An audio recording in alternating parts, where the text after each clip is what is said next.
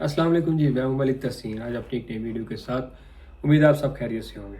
आज मैं आपसे शेयर करूंगा कि मैंने फ़्रांस का शेंजन वीज़ा कैसे हासिल किया था। अक्सर मुझे लोग मिलते हैं, दोस्त मिलते हैं, मुझसे पूछते रहते हैं, कमेंट भी मुझे लोग करते हैं कि आपने फ़्रांस का वीज़ा कैसे हासिल किया था। तो आज आपको मैं सारी स्टोरी बताता हूँ। मेरे एक बड़े अच्छे दोस्त हैं, वो ऑलरेडी उनके काफ़ी कंट्रीज़ के वीज़े लगे हुए हैं, तो उन्होंने मुझे मशवरा दिया अगर आप भी शेंजन वीज़ा हासिल करना चाहते हैं तो ये स्टेप फॉलो करें, आपका भी इंशाल्लाह वीज़ा लग जाएगा। तो मैंने जो भाई ने मुझे बताए थे वो स्टेप फॉलो किए। तो आज तकरीबन मैं 2 ढाई साल से इधर यूरोप में बैठा हुआ हूँ, तो मुझे बड़ी आसानी से वीज़ा मिल गया था।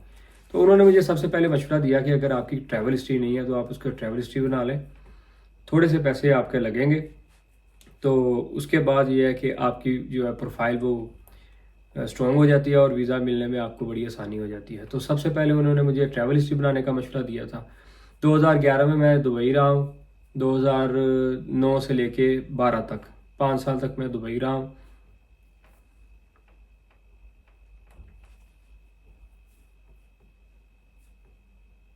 तो भाई ने मुझे ट्रैवल हिस्ट्री बनाने का मशवरा दिया। तो इससे पहले ट्रैवल हिस्ट्री बनाने से पहले मैं सिर्फ दुबई में गया था 2009 में, और मैं वहाँ 13 में वापस आ गया था। तो उसके बाद मैं किसी कंट्री में कभी नहीं गया। तो उन भाई ने मुझे मशवरा दिया कि आप ट्रैवल हिस्ट्री को बना लें, तो उसके बाद आप अपना पेपर वर्क दूसरा काम शुरू करें। तो मैंने ऐसे किया कि बिज़नेस मेरा पहले से रजिस्टर्ड था, जिसे आप NTN कहते हैं। तो सबसे पहले आप वो बनवा लें, उसके बाद आप अपने ट्रैवल हिस्ट्री पे काम करना शुरू करें। ट्रैवल हिस्ट्री पे आपने ऐसे करना है कि अगर आपके पास बिल्कुल साफ पासपोर्ट है तो आपने ऐसे कंट्री चूज़ करनी है जिनका वीज़ा आसानी से मिल जाए, जिनकी टिकट भी ज़्यादा महंगी ना हो, और जिसका वीज़ा लगने के चांसेस भी ज़्यादा हो। तो आपने ऐसा करना है कि जो मैंने किया था वो मैं आपको बताता हूँ। आप थाईलैंड, सिंगापुर, मलेशिया, कंबोडिया, इन 4 कंट्रीज़ का विज़िट कर लें एक ही टिकट में। वो राउंड टिकट आपकी बनेगी, तो उसमें आप इस अपना विज़िट ये 4 कंट्री कर लें। तो इस पे मेरा उस वक्त खर्चा आया था तकरीबन 5 लाख रुपए। तो इस वक्त थोड़ी टिकट्स महंगी हैं, तो आप 6 लाख कंसीडर कर सकते हैं। उसके बाद आप दुबई, अज़रबैजान, तुर्की, ये कंट्री रख लें, 3 कंट्री, इन पे भी आपका तकरीबन 5 लाख तक खर्चा आ जाता है। तो अगर आपके ये थाईलैंड, मलेशिया और ये वाले वीज़े लगे होंगे तो उसके बाद आपको तुर्की का वीज़ा लेने में ज़्यादा मुश्किल नहीं होगी। अगर आप अफोर्ड कर सकते हैं तो आप इसके बाद साउथ अफ्रीका को भी साउथ अफ्रीका का भी टूर करें, उसके साथ इजिप्ट शामिल कर लें। अगर आप नहीं करना चाहते तो तुर्की तक आप स्टॉप करके, मतलब आप 10-11 लाख रुपया आपका लग जाएगा। उसके बाद आप शेंजन का अप्लाई कर सकते हैं अगर आपके दूसरे डॉक्यूमेंट्स मजबूत हैं। दूसरे डॉक्यूमेंट्स कौन से हैं वो वन बाय वन मैं आपको बताता हूँ। आपका बिजनेस रजिस्टर्ड होना चाहिए, आपके पास चैम्बर ऑफ कॉमर्स की मेंबरशिप होनी चाहिए, और बिज़नेस जो आपने अपना रजिस्टर कराना है NTN, वो आप करवाते हैं अपने बिज़नेस के बिहाफ पे कि आप ये बिज़नेस कर रहे हैं। आपने अपने टैक्स वाले लॉयर को बताना होता है कि जी मेरे पास, मैं ये बिज़नेस इस वक्त रन कर रहा हूँ, तो इस हवाले से मेरी कोई स्ट्रॉन्ग सी फाइल बनाए।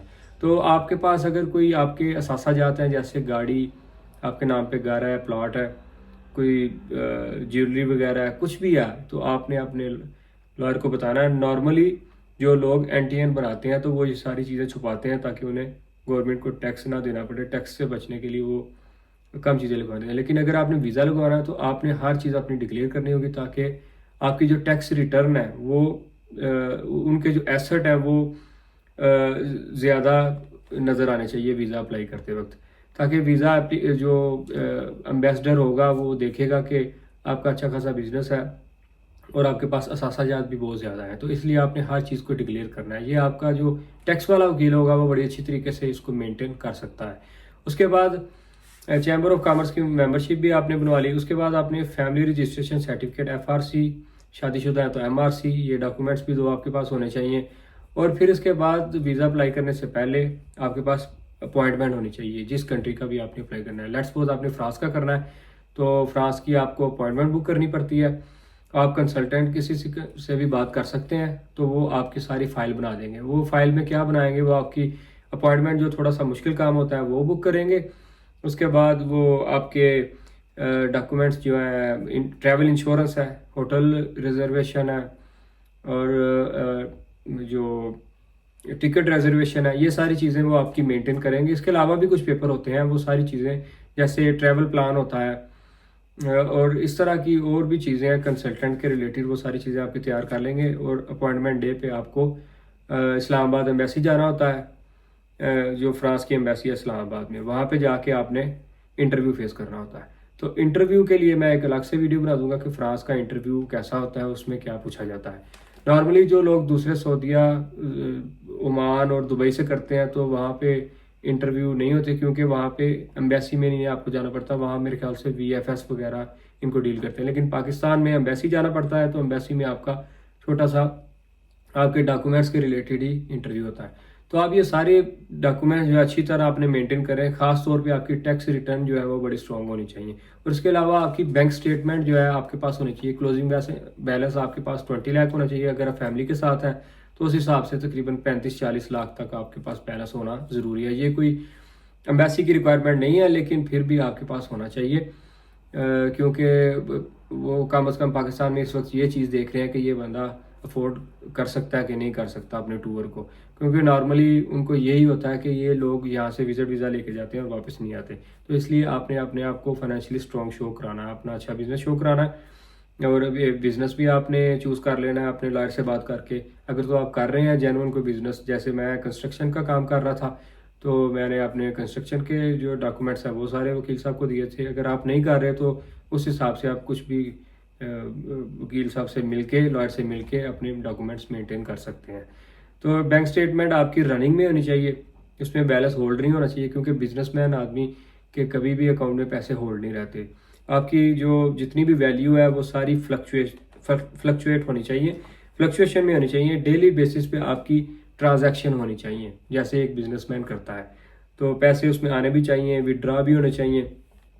تو یہ سارے معاملات جب آپ کے مکمل ہو جاتے ہیں تو آپ میرے خیال سے تو بالکل ایلیجیبل ہیں اس وقت کہ آپ ویزا اپلائی کر سکیں شینجن کے کسی بھی کنٹری کا۔ نارملی کسی بھی کنٹری سے مراد یہ ہے کہ آپ نے Italy, Spain, France, Germany, Netherland, ان کنٹریز کو ٹارگٹ کرنا ہے، اور کوشش کیجیے گا کہ جو اسکینڈینیوین کنٹری ہیں جیسے فن لینڈ، ڈنمارک، ناروے ہے، وہ ان کا ویزا اپلائی آپ نہ کریں جب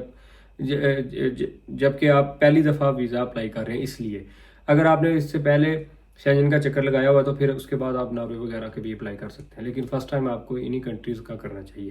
تو میں نے اس طرح فرانس کا ویزا حاصل کیا تھا، تو میں نے کہا میں بھائیوں سے شیئر کر لیتا ہوں۔ اکثر مجھ سے کویشچن پوچھا جاتا ہے کہ آپ کیسے فرانس کا ویزا لے کے آئے تھے۔ تو ایک دفعہ آپ جب فرانس کا ویزا لے کے آ جاتے ہیں تو یہاں پہ آ کے آپ 29 کنٹریز میں ویزا کے اندر کہیں بھی موو ہو سکتے ہیں، اور اس کے بعد یہاں پہ اگر آپ سیٹل ہونا چاہتے ہیں تو وہ بھی آپ کے پاس آپشن ہوتی ہیں ادھر۔